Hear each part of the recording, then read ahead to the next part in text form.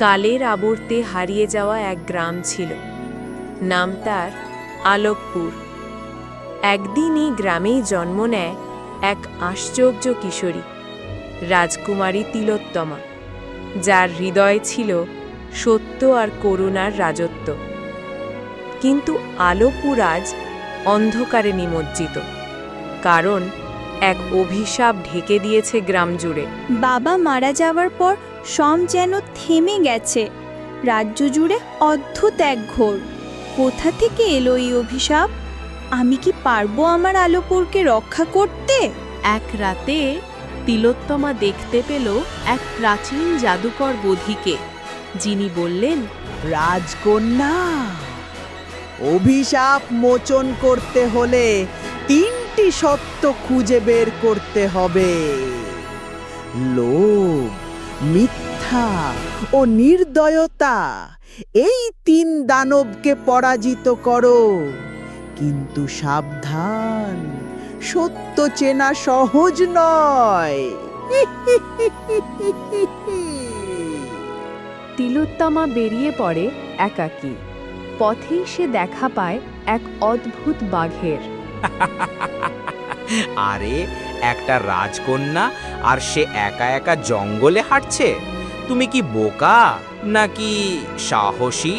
আমি সাহসী, আর তুমি তুমি তো কথা বলছো। আমি ভোলো, অভিশপ্ত এক বাঘ। সত্য বলার অভ্যাস ছিল, তাই রাজা আমাকে বনে পাঠিয়েছে। তিলোত্তমা ভোলোর সঙ্গে বন্ধুত্ব গড়ে তোলে। তারা পৌঁছায় এক রহস্যময় গুহায়, যেখানে বাস করত দুষ্ট রাজা রুদ্রবাহন, এক ত্যায্য রাজা, যার লোভের জন্যই শুরু হয়েছিল এই অভিশাপ। তুই কি চাস আমার কাছে, ছোট্ট রাজকন্যা? আমি এই অভিশাপ তৈরি করেছি। তুই পারবি একে ভাঙতে? আমি সত্যের পক্ষে রাজা। তোমার লোভের দিন শেষ। আমি জানি প্রথম সত্য ক্ষমা। তিলোত্তমা রুদ্রবাহনকে তার ভুল স্বীকার করতে বাধ্য করে। অভিশাপের প্রথম স্তর ভাঙে। আপনি কি সত্যি অভিশাপ ভাঙতে এসেছেন? আমার মা বলেছিল রাজকন্যেরা সব গল্পেই জেতে। সব গল্প জয় নিয়ে নয় চুনি, কিন্তু যদি আমরা একসাথে থাকি তবে সত্যিই জয়ী হবে।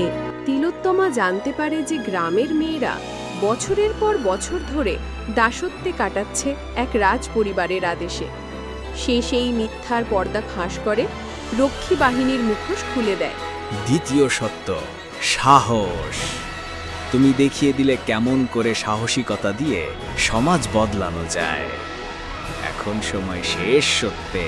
শেষ সত্য খুঁজতে গিয়ে তিলোত্তমা জানতে পারে তার নিজের পরিবারের ইতিহাসও মিথ্যায় ঢাকা। তার বাবাও একদিন ভুল পথে হেঁটেছিল। আমি কি করে মেনে নেব যে আমার বাবা অন্যায় করেছিলেন? তবুও সত্য তো সত্যই থাকে। আমি চোখ বন্ধ করে থাকতে পারি না। এই আত্মস্বীকৃতিই ছিল তৃতীয় সত্য, আত্মসত্য। অভিশাপ ভাঙে, আলোপুর আবার আলোয় ভরে ওঠে, লোকেরা স্বাধীনতা পায়। আমরা বাঁচলাম রাজকন্যা। তুমি শুধু একজন রাজকন্যা নও, তুমি আমাদের আশা। এবার আমি আসল বনে ফিরব আর মাছ খাব। অভিশাপ শেষ। আবার আমি আমার বাঘ জীবন ফিরে পেয়েছি। মনে রেখো, সত্যের পথ কখনো সহজ নয়, কিন্তু তিলোত্তমা আমাদের শিখিয়েছে সততা, সাহস ও সহানুভূতি, এগুলোই পৃথিবীর আসল শক্তি। এইভাবে এক ছোট্ট রাজকুমারী তার বুদ্ধি, সাহস এবং হৃদয় দিয়ে একসময়ের অন্ধকার গ্রামকে পরিণত করে উদাহরণে। আর আলোপুর আবার আলোয় ভরে ওঠে, চিরকালের জন্য।